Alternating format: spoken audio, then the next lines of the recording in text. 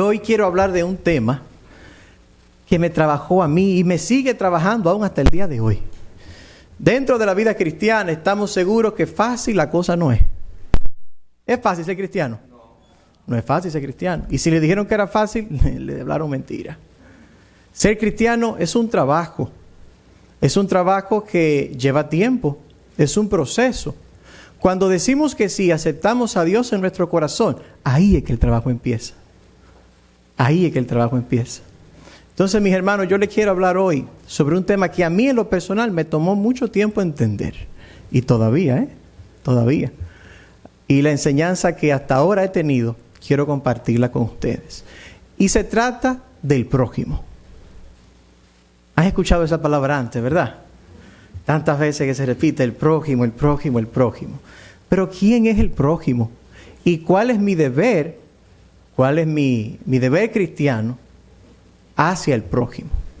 Y no hay mejor pasaje de la Biblia que explique esto que ¿cuál? A ver si saben. El buen samaritano, muy bien. La parábola del buen samaritano. Así que yo le voy a pedir, mis hermanos, que abran la Biblia conmigo en Lucas capítulo 10, versículos desde el 25 al 37. Lucas capítulo 10, versículos desde el 25 al 37. Dice la palabra de Dios: y he aquí, un intérprete de la ley se levantó y dijo para probarle: Maestro, ¿haciendo qué cosa heredaré la vida eterna? El 26 dice: él le dijo: ¿qué está escrito en la ley? ¿Cómo lees? Aquel respondiendo dijo: amarás al Señor tu Dios con todo tu corazón y con toda tu alma y con todas tus fuerzas y con toda tu mente, y a tu prójimo como a ti mismo. Y le dijo: bien has respondido, haz esto y vivirás. Qué fácil hubiera sido si se hubiera quedado aquí, ¿verdad que sí? Pero el intérprete de la ley no estaba en eso. Y dice en el 29, pero él, queriendo justificarse a sí mismo, dijo a Jesús: ¿y quién es mi prójimo? Oiga bien la pregunta: ¿quién es mi prójimo? Respondiendo Jesús dijo: un hombre descendía de Jerusalén a Jericó y cayó en mano de ladrones, los cuales le despojaron e hiriéndole se fueron, dejándole medio muerto. Aconteció que descendió un sacerdote por aquel camino y viéndole pasó de largo. Asimismo un levita, llegando cerca de aquel lugar y viéndole pasó de largo. Pero un samaritano que iba de camino vino cerca de él y viéndole fue movido a misericordia. Y acercándose, vendó sus heridas, echándoles aceite y vino, y poniéndolo en su cabalgadura, lo llevó al mesón y cuidó de él. Otro día al partir, sacó 2 denarios y los dio al mesonero y le dijo: cuídamele, y todo lo que gastes de más, yo te lo pagaré cuando regrese.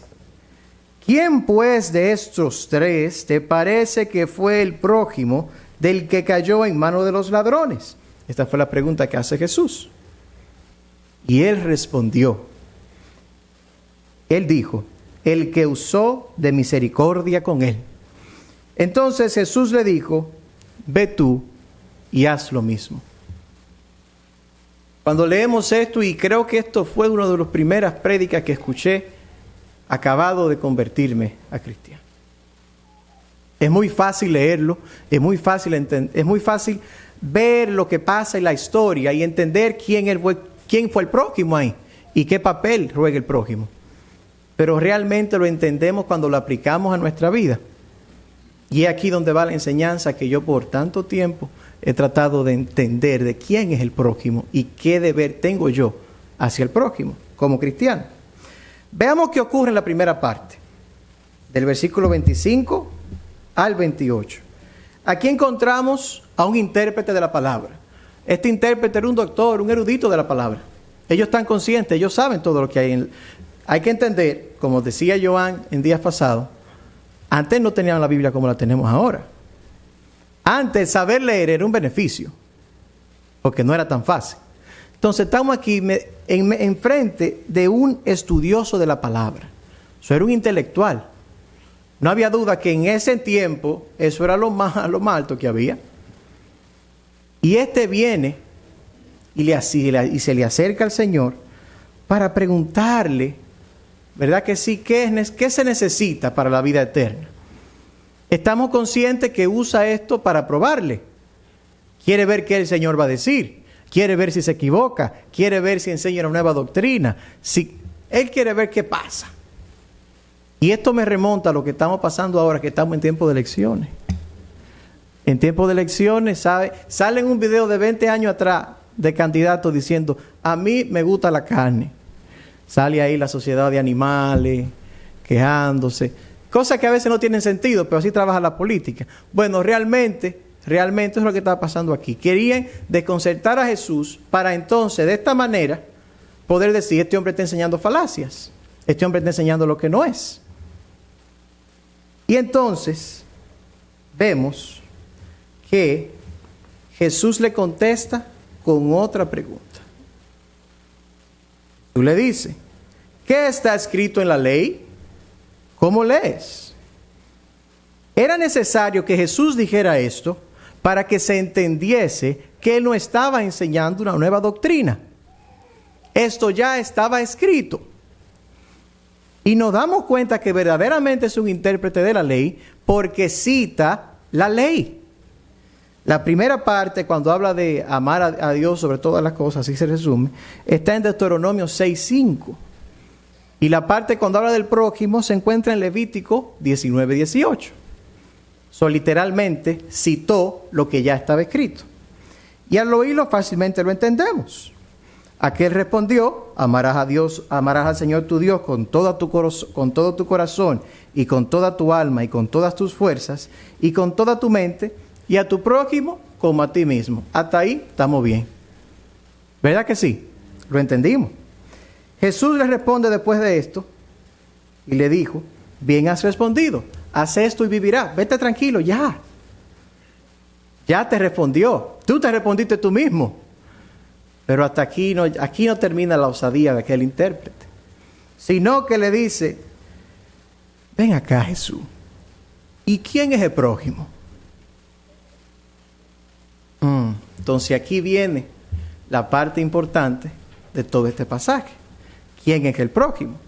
Jesús no le dice, el prójimo es tu vecino, tu semejante. No. Jesús le dice, ok, te voy a hacer una historia, una parábola. Entonces de la parábola tú me vas a contestar, ¿quién es tu prójimo? Y aquí entonces empieza Jesús a contar esta parábola. ¿Quiénes son los actores de esta parábola? ¿Quiénes son los personajes que podemos encontrar en esta parábola? Primero encontramos a un hombre que fue ultrajado. Es el que más ha sufrido, ¿verdad que sí? Le robaron. Pobre hombre. Este hombre caminaba de Jerusalén a Jericó. Se estima que en aquel entonces el camino tendría que haber sido de unas 16 o 17 millas. Yo no camino todo eso, mi hermano. Eso no es fácil. No había Uber cuando eso. No había manera. Ese hombre tuvo que tomarse eso a pie. 16 a 17 millas. Era recomendable en aquel entonces no hacer ese camino, no hacer ese viaje y mucho menos solo. Este hombre no tuvo de otra, aparentemente. Y nótese que cuando se habla del hombre ultrajado, solamente se dice el hombre ultrajado. No se menciona qué estatus social tenía el hombre. No se menciona quién era el hombre. No se menciona qué raza. Nada, lo único que sabemos es que era un hombre. Eso no era una mujer. Es todo lo que podemos decir de esta parábola. ¿Y usted cree que esto fue coincidencia? Esto no era coincidencia porque no dice si el hombre era dominicano, si era hondureño, si era judío, si era samaritano, si era blanco, si era moreno, si era yo. No se sabe. No se sabe. Y es a propósito. Para que no nos enfoquemos en la posición o el estatus de la persona, sino lo que verdaderamente importa, que es la necesidad de esa persona. Y continuamos viendo los diferentes actores y seguimos viendo que vemos a un sacerdote. ¿Qué hace el sacerdote? ¿Qué hace el sacerdote? ¿Ustedes leyeron conmigo? Se va. Esto no es conmigo, dice el sacerdote. Algunas traducciones lo traducen como que el sacerdote no solamente que se fue, sino que se fue del otro lado de la calle, para ni siquiera pasarle cerca. No sea cosa que se le pegue el cojo, ¿verdad? Se fue lejos y se hizo como que no lo vio.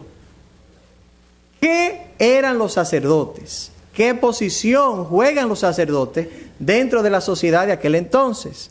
El sacerdote era la autoridad eclesiástica en el pueblo de Dios.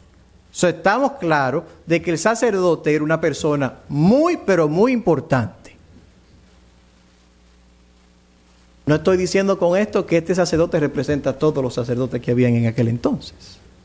Esto es solamente una parábola. Entonces el sacerdote se fue por el otro lado. Eso ni el 911 llamó. Ni un burriquito mandó a llamar. Se fue por ahí. Y después vemos que pasa un segundo. El segundo era un levita. Hay que hacer la diferencia de que los sacerdotes eran levitas, pero no todos los levitas eran sacerdotes. Entonces los levitas que no eran sacerdotes ayudaban a los sacerdotes. Entonces el levita, que era también un religioso, aunque de menor escala, le pasa por el lado. Esto no es conmigo. Ya van dos. La suerte de este hombre que fue ultrajado se está poniendo chiquita. Porque él todavía está vivo, pero lo dejaron pues muerto. No se sabe qué tanto tiempo iba a durar. Está inconsciente, lo más probable. Y el levita pasa de largo. Entonces, por fin llega la esperanza de este hombre. ¿Quién era el samaritano? El samaritano. Pero, ¿por qué se usa en esta parábola a un samaritano como ejemplo? ¿Quiénes eran los samaritanos? ¿Qué rol tenían en la sociedad de aquel entonces? ¿Y cómo eran vistos? Bueno, déjeme decirle que los samaritanos eran vistos como seres despreciables por los judíos. Los samaritanos venían de la combinación de judíos desterrados mezclados con otra gente de otras sociedades.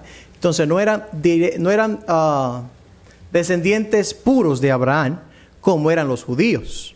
Entonces los judíos sentían cierta, vamos a decirlo así, que ellos eran más que los samaritanos. Gracias a Dios que eso nada más pasa en esa sociedad, ¿verdad que sí? Ya no pasa en la actualidad. Nadie se siente más que nadie ya. Aleluya. Y a entender del samaritano, el odio que ellos se tenían el uno al otro era verdaderamente magno. Y Jesús utiliza el samaritano. Pero no solamente que lo utiliza, sino que ¿qué hace el samaritano dentro de la historia? Pues samaritano es el héroe. El ser despreciable viene siendo el héroe aquí. ¿Cómo es eso? El samaritano fue el único que se para y lo ayudó. Yo no diría que eso iba a ayudarlo. Él lo mantuvo. Él levanta el hombre. El samaritano seguro era fuerte, porque hay que ver si era gordito, si era bajito, no sabemos. Levanta el hombre, lo pone en el caballo, se va hasta Jericó. Y no solamente que va hasta Jericó, sino que lo llevan donde un mesonero. No solo hagan esto es un hotel que lo está llevando. ¿Eso qué significa un mesón? Eso eran los hoteles de aquel entonces. Lo lleva al hotel, lo cura, aceite, venga a ponerle aquí acetaminofén, lo pone ahí, le pone su curita, bien. Se tiene que ir, porque obviamente tiene que continuar su camino, y deja dinero para que lo que el hombre ultrajado se pueda recuperar. Y no solamente que deja dinero como que hasta aquí me voy. Y le dice, si hay gasto más, págalo, porque yo te lo doy para atrás. Yo no sé si este hombre que era de samaritano, pero por lo que podemos entender nos damos cuenta que no eran nada. No eran nada, eran compadres, no sé. No estoy seguro. ¿Eran enemigos? No sé. Pero el samaritano no estaba viendo qué era. El samaritano estaba viendo la necesidad que había en ese hombre. Entonces, después que hemos entendido esta parte de quiénes son y qué representan cada uno, notamos la indiferencia que siente el estudioso de la ley cuando, después que termina Jesús su parábola, le pregunta: ¿quién pues de estos tres te parece que fue el prójimo del que cayó en manos de los ladrones? Y de manera muy, ya me lo imagino yo, la Biblia no tiene un audio que nos dice cómo fue que pasó en ese momento, pero ya me lo imagino yo diciendo: el que usó misericordia. Ni siquiera se digna de mencionar el samaritano, porque para él mencionar esa palabra ya era algo inmundo. Ya era demasiado para él. Entonces Jesús utiliza este ejemplo. Después de que vemos este ejemplo, vamos ya acercándonos y entendiendo quién es mi prójimo. Entonces, ¿quién fue el prójimo en esta historia? El samaritano, que nosotros le pusimos bueno. Lo de bueno viene como bono, ¿verdad que sí? El buen samaritano, pero es el samaritano.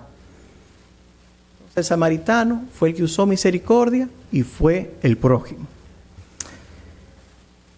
Entonces, ¿cómo podemos definir de manera sencilla quién es mi prójimo? Su semejante, su vecino, su amigo. Pero cuando digo su semejante, lo hago más general. Porque cuando digo su amigo, sí, su amigo es el prójimo, pero no es el único prójimo que usted tiene. Entonces el prójimo es el que tenemos solamente aquí en la iglesia, ¿verdad? No. Mi prójimo está en todas partes. Mi prójimo está allá afuera, aquí adentro, abajo, adentro, afuera, en todos los lados. Donde usted ve una gente con necesidad, donde usted ve una gente, ahí está el prójimo. Y según lo que dice la palabra, ¿qué estamos nosotros mandados a hacer con el prójimo? Hacer obras para el prójimo. Estamos mandados a amarlo. Es amar lo que estamos mandados, señores. No es que lo trate bien, es que lo ame. ¿Y hay que hacer buenas obras? Claro que hay que hacer buenas obras, pero esas buenas obras las estamos haciendo como una consecuencia de que ya yo amo al prójimo. Yo no sabía que iban a hablar de lo de Santiago hoy. Yo hago las buenas obras porque ya yo he amado al prójimo. ¿Y por qué yo amo al prójimo? Porque ya Dios me amó a mí primero. Y cuando yo digo que sí al compromiso de aceptar a Cristo en mi corazón, es porque también estoy diciendo que sí a este concepto de amar a Dios y amar al prójimo. Para arriba y para frente. Tan sencillo como eso. Sencillo. Y es fácil. Y es fácil amar al prójimo, ¿eh? ¿A quién le hace fácil amar al prójimo? Ah, yo pensé que no era yo. Es muy bueno amar al prójimo. Cuando el prójimo es bueno, ¿verdad que sí? Ay, cuando el prójimo no es bueno. Pero yo tengo una responsabilidad, que es amarlo, sea bueno o sea malo. El trabajo del cristiano es amar al prójimo como a uno mismo. Nuestra naturaleza pecaminosa de por sí nos hace egoístas. Y de eso estamos claros. Yo a veces veo niños jugar desde meses, desde que tienen el año, no saben hablar, pero saben lo que es de ellos. Y cuando ven a otro, pásame eso para acá, venga, que eso es mío. No saben hablar, ¿quién le enseñó? Eso no hay que enseñárselo. Eso está aquí. Eso viene Eso viene de fábrica, mi hermano. Hay que enseñarnos todos. Hay que enseñarnos todo de que somos chiquitos. Pero no hay que enseñarnos a pecar. Porque ya eso nosotros lo sabemos hacer. Y mire que lo hacemos bien.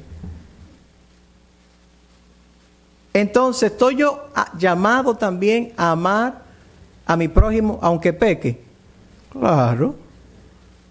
Claro que sí. ¿O usted no peca?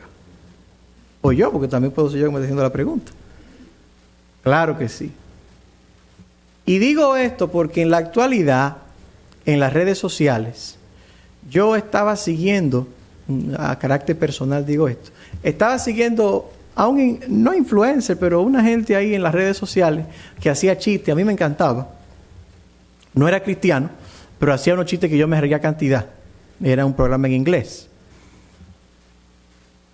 Después, ya después que yo tengo mucho tiempo siguiendo a esa persona, hace un podcast diciendo que ya ella no era hembra. No sé lo que era, porque ya después de ahí yo dejé de oírlo. Y le di un follow. Pero antes de darle un follow, porque ya no estaba haciendo lo que, por el motivo que yo lo seguí, ya se perdió. Ya yo no me estoy riendo. Ya cambió todo. Entonces yo, antes de darle un follow, veo los comentarios que existen. Comentarios de apoyo, comentarios en contra. Y obviamente cuando yo no era el único cristiano que aparentemente la seguía, y veo comentarios de otros cristianos. Y hasta cierto punto me apenó, porque los comentarios que habían de cristianos eran comentarios de odio. Mencionaban la Biblia, pero no lo hacían de una manera de enseñanza. Y no estoy diciendo con esto, hermano, que tenemos que hacer eso a veces. Pero también tenemos que entender que debemos de amar a esa persona como nos amamos a nosotros mismos. Y verdaderamente ella estaba en lo errado, está en lo errado si no ha cambiado. Pero eso no nos da derecho a nadie, a ningún cristiano, de manifestarle odio. ¿Por qué no podemos manifestar odio como cristianos? Porque Dios es amor. Y la Biblia lo dice. Y usted y yo somos embajadores de Dios aquí en la tierra. Somos representantes de Él. A manera espiritual, nos dejamos usar de Él dentro de la sociedad para ser luz en medio de las tinieblas, para hacer la sal. ¿Ustedes han comido una comida sin sazón? Está difícil. Me ha tocado a veces. Cuando yo cocinaba, imagínate tú. Era lo que había. Comer sin sazón, eso es terrible, mi hermano. Pero usted se ha comido aquellos que comen cerdo. Un buen puerco asado, sazonado. Mire la diferencia. La diferencia deja mucho que desear. Entonces, nosotros somos ese sazón de la comida. Nosotros somos esa luz. Ustedes no se quieren imaginar cómo es. Bueno, algunos sabrán lo que es estar totalmente en la oscuridad. Cuando estamos durmiendo y hay que levantarse al baño, que no hay una luz cerca, se da en la cama, se da en el gavetero, no se abre la puerta. ¿Por qué? Porque no hay luz. No hay luz. ¿Y qué somos los cristianos en medio de esa oscuridad? Somos la luz. Pero lo somos por nosotros. ¿Lo somos por nosotros? No lo somos por nosotros. Eso es un poder que viene de Dios.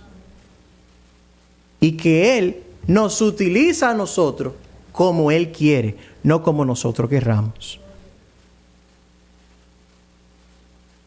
Ustedes no van a creer, pero llevan 25 minutos. Yo no me explico esto. Entonces, mi hermano, sabiendo que somos cristianos, sabiendo que hemos aceptado a Dios en nuestro corazón, entendiendo que Dios es amor y que debemos de amar al prójimo como a nosotros mismos. Y déjenme le pregunto, ¿hay alguien aquí que no se quiera a usted mismo? Diga, yo no me quiero a mí mismo. ¿Alguien aquí que no se quiera a sí mismo? Usted se quiere mucho. ¿Verdad que si nos queremos nosotros mismos? Claro, yo me amo. Yo creo que es uno de los problemas míos. Que me amo tanto. Entonces, con esa misma fuerza que yo me amo a mí, es la misma fuerza que yo debo de amar a los otros.